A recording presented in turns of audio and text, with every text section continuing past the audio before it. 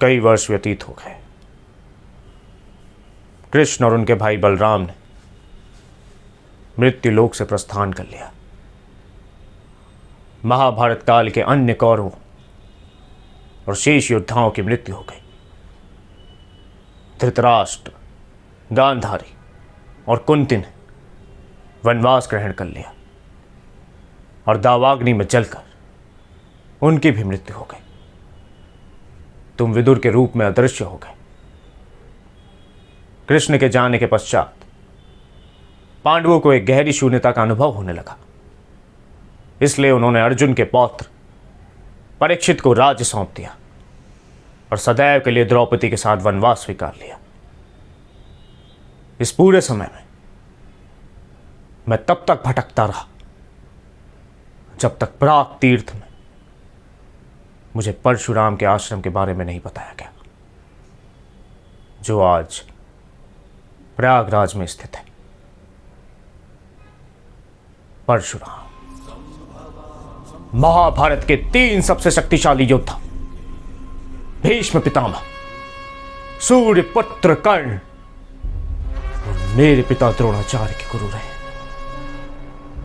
मुझे किसी ने सुझाव दिया था कि गुरु परशुराम मेरे साथ सहानुभूति रख सकते हैं और मोक्ष के मार्ग पर ले जाने में मेरी सहायता कर सकते हैं, क्योंकि मैं उनके प्रसिद्ध शिष्यों में से एक का पुत्र हूं।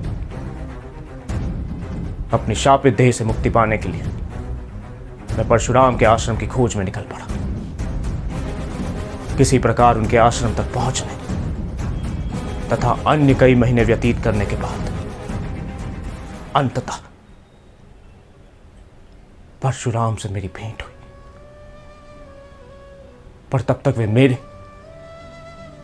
तथा मेरे कर्मों से परिचित हो चुके थे। उन्हें मेरी सहायता करना अस्वीकार्य था। उन्होंने मुझे चले जाने का आदेश दिया। वे अपना निर्णय पारित कर चुके थे, पर मैंने द्रोणाचार्य के लिए, मुझे बचाने के लिए उनसे विनती की।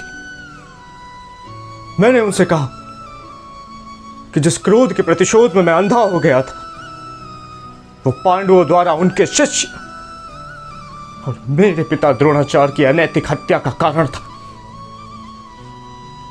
मैंने उनसे यह विश्वास करने का आग्रह किया कि जितना वे मेरे पिता से प्रेम करते थे, उतना मैं उनके शिष्य से। वे परशुराम को पिता समान मानते थे। अंततः मेरे पिता के प्रति मेरे प्रेम व भक्ति का अनुभव करने के बाद परशुराम मेरे प्रतिशोध का कारण समझ गए और इस प्रकार उन्होंने मेरी सहायता करने का वचन किया।